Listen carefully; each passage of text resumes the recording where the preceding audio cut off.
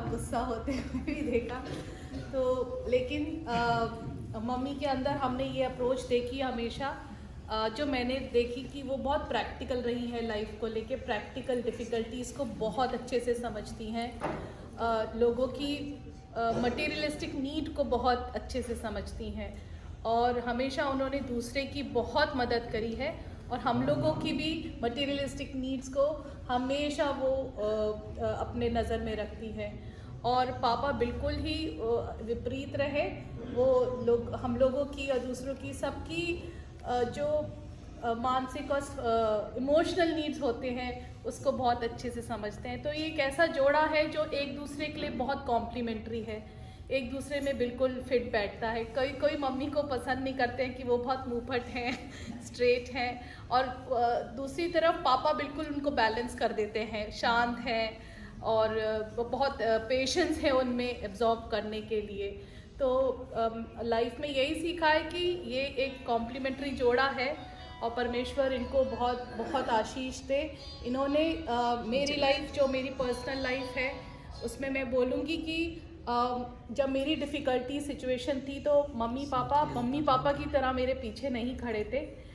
Mummy बिल्कुल एक औरत की तरह मेरे पीछे खड़ी हुई थी, और पापा मेरे एकदम, जो परमेश्वर की आशीष होती है, जो हम परमेश्वर से मांगते हैं कि वो प्रोवाइडर हो, हमारा रखवाला करने वाला हो, पापा बिल्कुल वैसे ही खड़े थे मेरे पीछे। और मम्मी एकदम एक औरत की तरह उन्होंने मुझे सपोर्ट दिया है।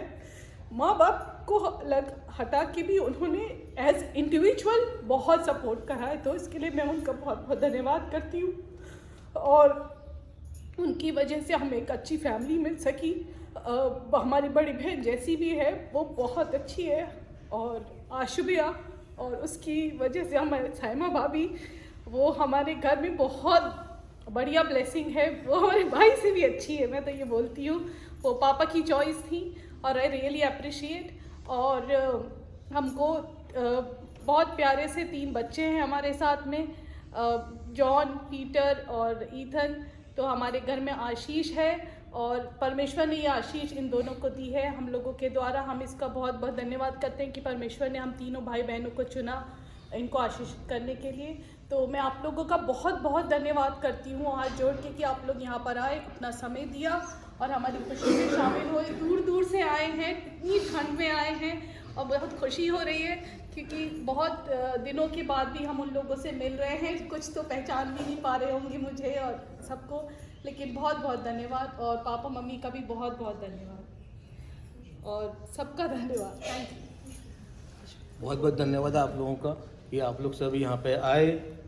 मम्मी पापा को तो आप लोग सब लोग जानते ही हैं, मैं क्या बोलूँ। पापा मम्मी के लिए ब्लेसिंग है हमारे लिए तो वो, और आप लोग सब हमारे रिश्तेदार हैं, जितने भी दोस्त हैं हम लोगों के।